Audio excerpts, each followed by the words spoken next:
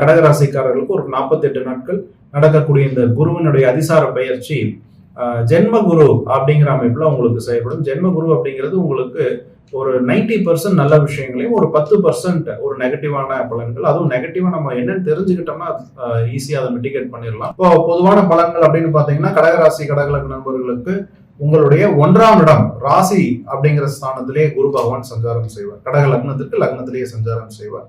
மனசு கொஞ்சம் லைட்டா, மனசுல கொஞ்சம் ஒரு சந்தோஷம், கொஞ்சம் ரிலாக்ஸா வந்து நீங்க என்டர்டைன்மெண்ட் போன்ற விஷயங்களை உங்களை ஈடுபடுத்திக்கிறது, உங்களுடைய குழந்தைகள் மூலம் உங்களுக்கு கொஞ்சம் மன நிம்மதி மன நிறைவு போன்ற விஷயங்கள், குழந்தைகளால் நல்ல பெயர் அல்லது குழந்தைகளுக்கு ஓரளவுக்கு ஒழுக்கத்தில் முன்னேற்றம், இந்த மாதிரி நல்ல விஷயங்கள் குழந்தைகள் மூலம். அதே குரு பகவான் 7ஆம் இடத்தையும் பார்ப்பதால் 7ங்கிறது 2வது குழந்தைன்னு சொல்லும், 9ங்கிறது 3வது குழந்தை.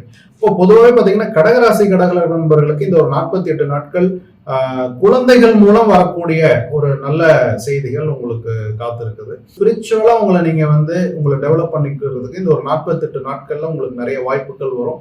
அதை நீங்க வந்து தாராளமா உபயோகப்படுத்திக்கலாம். உங்களுக்கு இப்போ திருமணம் பாக்கியம் போன்ற சுப நிகழ்ச்சிகள் நடப்பதற்கான ஒரு காலகட்டமா இந்த ஒரு 48 நாட்களுடைய குரு பகவானுடைய சஞ்சாரம் இருக்குங்கிறது ஒரு நிறைய வாய்ப்புகள் இருக்குது. உங்களுடைய தொழில் அல்லது உத்தியோகம் போன்ற விஷயத்துல பாத்தீங்கன்னா உங்களுக்கு அவ்வளவா நீங்க எதிர்பார்த்த அளவு பலன்கள் கிடைப்பதற்கு வாய்ப்பு கொஞ்சம் குறைவா தான் இருக்கும். ஏன்னா இந்த சமயத்துல 48 நாட்கள்ல பாத்தீங்கன்னா வேலை மாற்றம் போன்ற விஷயங்களை தயவு செஞ்சு கடகராசி கடகலக்ன நண்பர்கள் பண்ணிடாதீங்க.